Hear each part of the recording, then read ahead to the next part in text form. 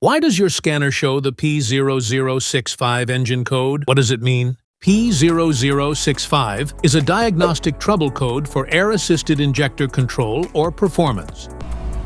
The P0065 engine code indicates that PCM detects a malfunction in the circuit that regulates the airflow to your fuel injectors. Under this circumstance, short-distance driving is permitted, but your vehicle should be repaired as soon as possible.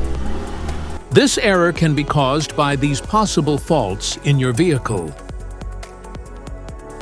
faulty air assist solenoid, damaged wiring or harness, clogged vacuum line, vacuum leaks, defective relay or fuse. Each DTC code corresponds to a specific issue in your vehicle.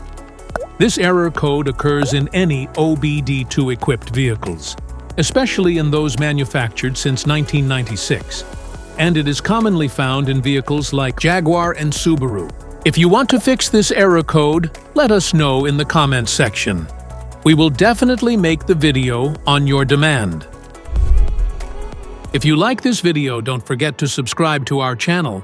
Thanks for watching.